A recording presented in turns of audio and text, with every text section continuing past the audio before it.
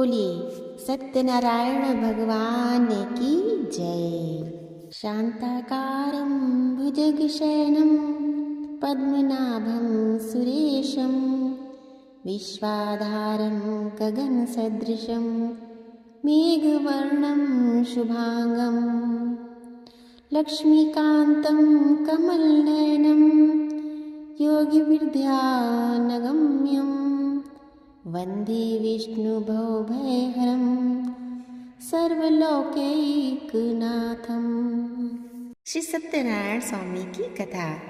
सूत जी ने कहा, सुंदर काशीपुरी नगरी में एक अत्यंत निर्धन ब्राह्मण रहता था। वह ब्राह्मण भूख और प्यास से बेचैन होकर पृथ्वी पर घूमता रहता था। ब्राह्मणों से प्रेम करने वाले श्री विष्णु भगवान ने ब्राह्मण को देखकर एक दिन बूढ़े ब्राह्मण का रूप धारण कर निर्धन ब्राह्मण के पास जाकर आदर के साथ पूछा, हे विप्र, तुम नित्य ही दुखी होकर पृथ्वी पर क्यों घूमते हो? हे श्रेष्ठ ब्राह्मण, यह सब मुझसे कहो, मैं सुनना चाहता हूँ। दरिद्र ब्राह्मण ने कहा, मैं निर्धन ब्राह्मण हूँ, भिक्षा के लिए पृथ्वी पर फिरता हूँ। हे भगवान, यदि आप इससे छुटकारा पाने का कोई उपाय जानते हो तो कृपा कर मुझे बताएं। वृद्ध ब्राह्मण का रूप धारण किए श्री विष्णु भगवान ने कहा, हे ब्राह्मण, श्री सत्यनारायण भगवान मनवांछित फल देने वाले हैं, इसलिए तुम उनका पूजन करो। इससे मनुष्य सब दुखों से मुक्त हो जाता है। दरिद्र ब्राह्मण को व्रत का सारा विधान बताकर बूढ़े ब्राह्मण का रूप धारण करने वाले श्री सत्यनारायण भगवान विष्णु अंतर्ध्यान हो गए। जिस व्रत को वृद्ध ब्राह्मण ने बताया है, मैं उसको अवश्य करूँगा। यह निश्चय कर वह दरिद्र ब्राह्मण घर चला गया, परंतु उस रात्रि उस दरिद्र ब्राह्मण को नींद नहीं आई। अगले दिन वह जल्दी उठा और श्री सत्यनारायण भगवान का व्रत करने का निश्चय कर भिक्षा मांगने के लिए चल दिया। उस दिन उसको भिक्षा में बहुत धन मिला, जिससे उसने पूजा का सामान खरीदा और घर आकर अपने बंधु बांधवों के साथ भगवान श्री सत्यनारायण का व्रत किया। इसके करने से वह दरिद्र ब्राह्मण सब दुखों से छूटकर अनेक प्रकार की संपत्तियों से युक्त हो गया। तभी से वह विप्र हर मास व्रत करने लगा। इसी प्रकार सत्यनारायण भगवान के व्रत को जो शास्त्र विधि के अनुसार करेगा, वह सब पापों से छूटकर मोक्ष को प्राप्त होगा। एक समय वह ब्राह्मण धन और ऐश्वर्य के अनुसार बंधु बांधवों के साथ अपने घर पर व्रत कर रहा था। उसी समय एक लकड़ी बेचने वाला बूढ़ा व्यक्ति वहां आया। उसने सिर पर रखा लकड़ियों का गट्ठर बाहर रख दिया और विप्र के मकान में चला गया। प्यास से व्याकुल लकड़हारे ने विप्र को व्रत करते देखा। वह प्यास को भूल गया। उसने विप्र को नमस्कार किया और पूछा, हे विप्र, आप यह किसका पूजन कर रहे हैं? इस व्रत से आपको क्या फल मिलता है? कृपा करके मुझे बताएं।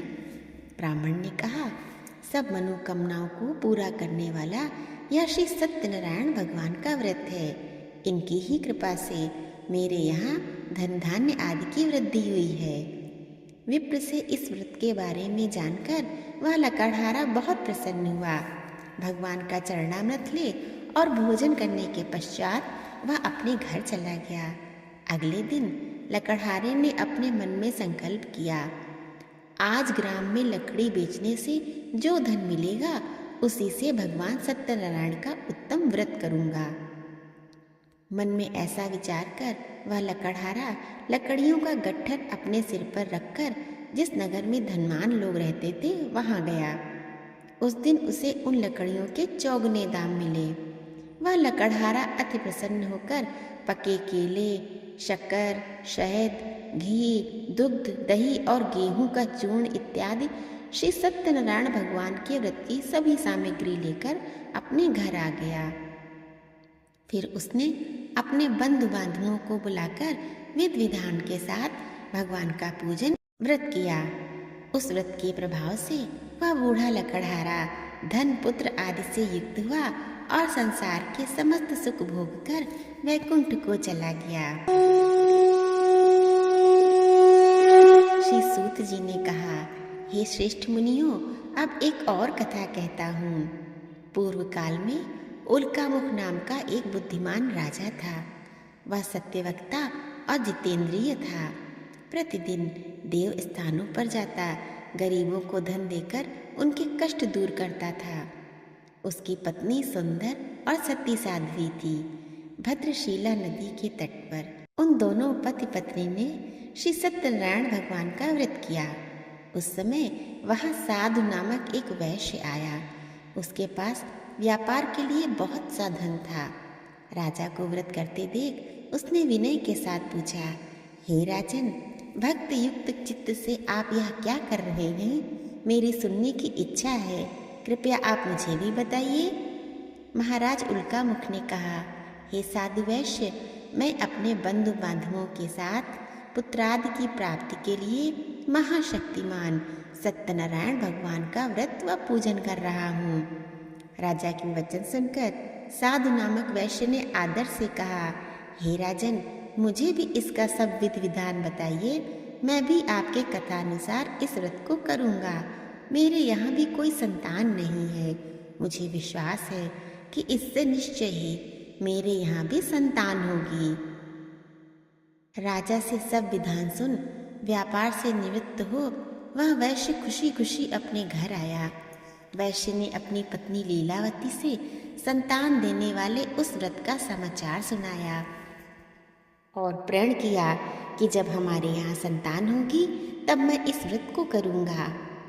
एक दिन उसकी पत्नी लीलावती सांसारिक धर्म में प्रवृत्त होकर गर्भवती हो गई। 10वें महीने लीलावती ने एक सुंदर कन्या को जन्म दिया। कन्या का नाम कलावती रखा गया।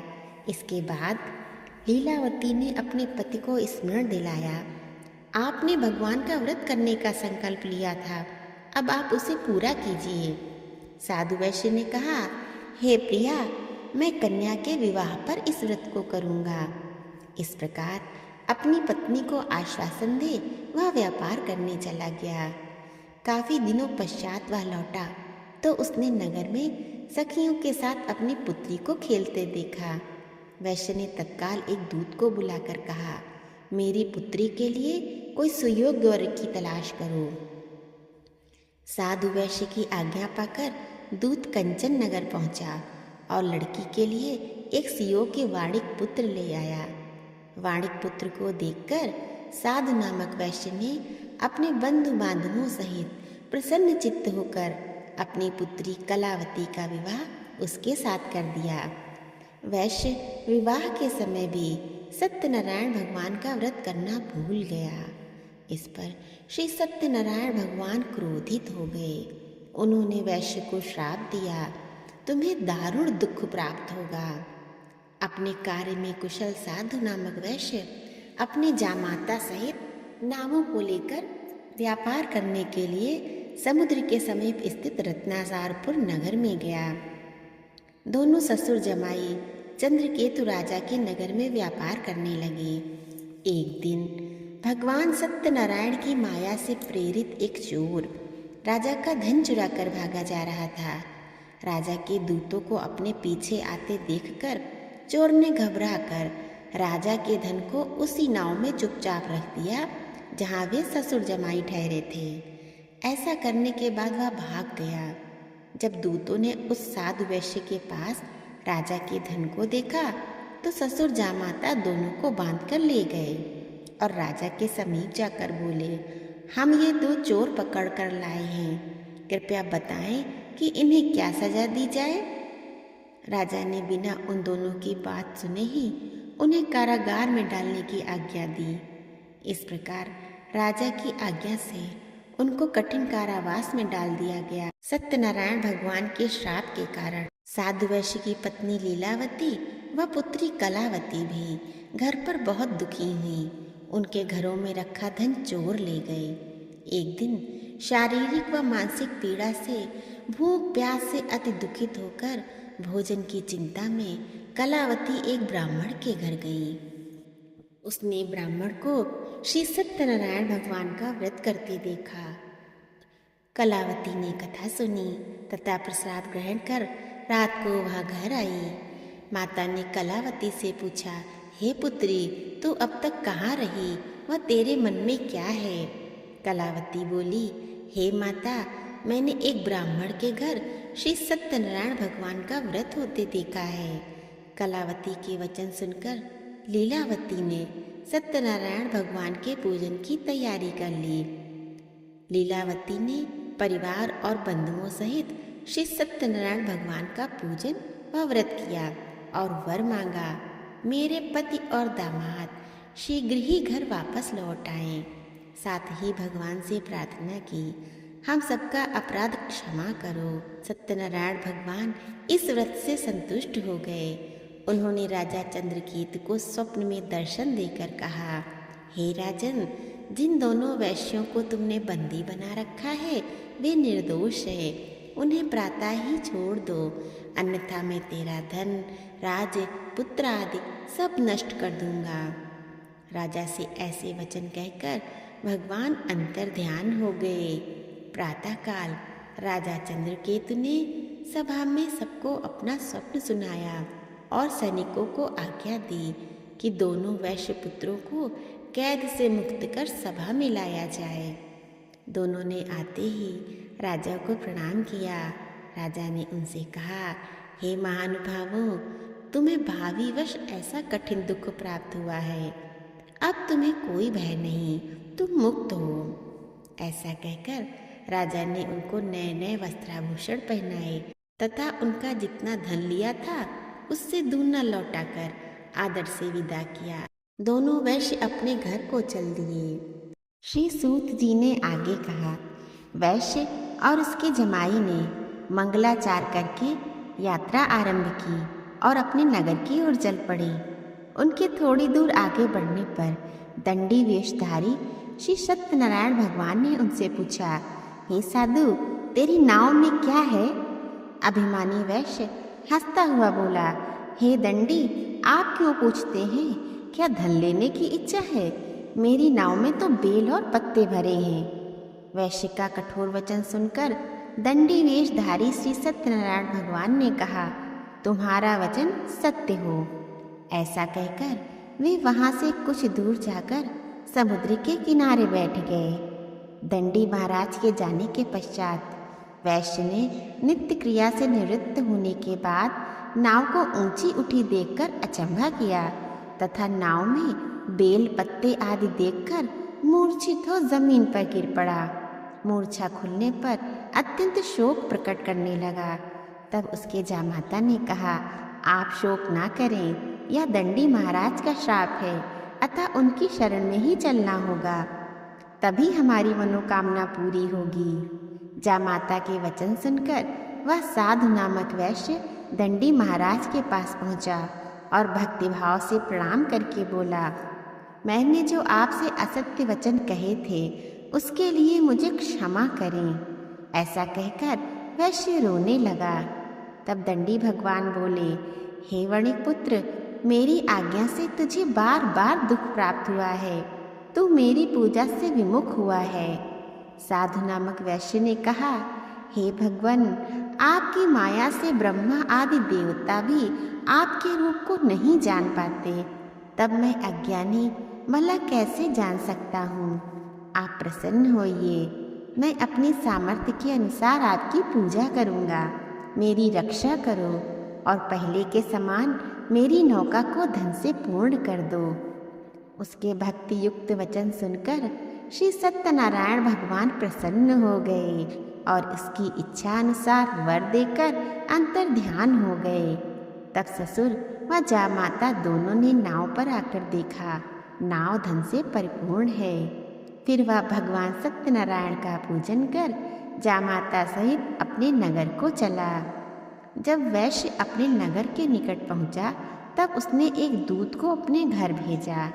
दूत ने साधु नामक वैश्य के घर जाकर उसकी पत्नी लीलावती को नमस्कार किया और कहा, आपके पति और दामाद सहित इस नगर के समीप आ गए हैं। लीलावती और उसकी कन्या कलावती उस समय भगवान का पूजन कर रही थीं। दूत का वचन सुनकर साधु की पत्नी लीलावती ने बड़े हर्ष के साथ सत्यदेव का पूजन पूर्ण किया और अपनी पुत्री कलावती से कहा, मैं अपने पति के दर्शन को जाती हूँ, तू कार्य पूर्ण कर शीघ्र आ जाना। परंतु कलावती पूजन एवं प्रसाद छोड़कर अपने पति के दर्शनों के लिए चली गई। प्रसाद की अवज्ञा के कारण सत्यदेव रुष्ट हो गए। फलस्वरूप उन्होंने उसके पति को नाव सहित पानी में डुबो दिया। कलावती अपने पति को न देख रोती हुई जमीन पर गिर पड़ी। नौका को डूबा हुआ तथा कन्या को रोती देख साधु नामक वैश्य दुखी हो गया और बोला, हे प्रभु, मुझसे या मेरे परिवार से जो भूल हुई है उसे क्षमा करो। उसके दीन वचन सुनकर सत्यदेव भगवान प्रसन्न हो गए। आकाशवाणी हुई, हे वैश्य, तेरी कन्या मेरा प्रसाद छोड़कर आई है, इसलिए इसका पति अदृश्य हुआ है। यदि वह घर जाकर प्रसाद खाकर लौटे तो इसका पति अवश्य मिलेगा। आकाशवाणी सुनकर कलावती ने घर पहुंचकर प्रसाद खाया और फिर वापस आकर अपने पति के दर्शन किए। तत्पश्चात साधु वैश्य ने वहीं बंधु बांधवों सहित श्री सत्यनारायण का विधि पूर्वक पूजन किया। वह इस लोक का सुख भोग कर अंत में स्वर्गलोक को चला गया। बोलिए श्री सत्यनारायण भगवान की जय।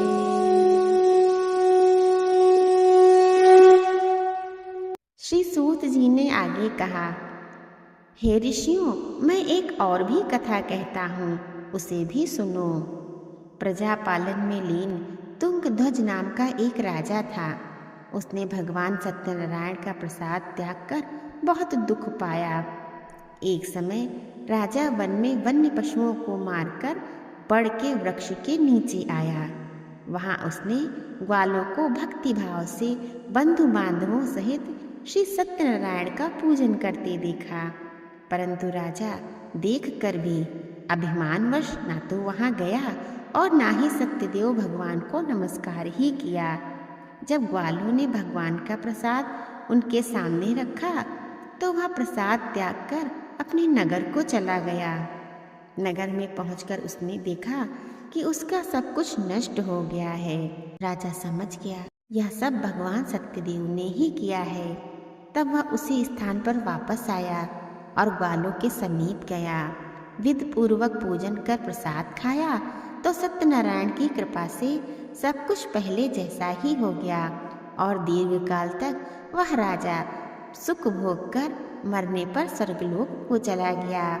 जो मनुष्य इस परम दुर्लभ व्रत को करेगा, श्री सत्यनारायण भगवान की कथा सुनेगा, उसे धन धान्य की प्राप्ति होगी। जिन्होंने पहले इस व्रत को किया, अब उनके दूसरे जन्म की कथा भी सुनिए। शतानंद नामक ब्राह्मण ने सुदामा के रूप में जन्म लेकर श्री कृष्ण की भक्ति कर मोक्ष प्राप्त किया। उल्कामुख नाम के महाराज राजा दशरथ बने और श्री रंगनाथ का पूजन कर वैकुंठ को प्राप्त हुए। साधु नामक वैश्य ने धर्मात्मा व सत्य प्रतिज्ञ राजा मोरध्वज बनकर अपनी देह को आरे से चीरकर दान करके मोक्ष को प्राप्त किया। महाराजा तुंगध्वज स्वयंभू मन हुए। उन्होंने बहुत से लोगों को भगवान की भक्ति में लीन कर मोक्ष प्राप्त किया। लकड़हारा भील अगले जन्म में गुह नामक निषाद राजा हुआ, जिसने भगवान राम के चरणों की सेवा कर मोक्ष प्राप्त किया। बोलिए श्री सत्यनारायण भगवान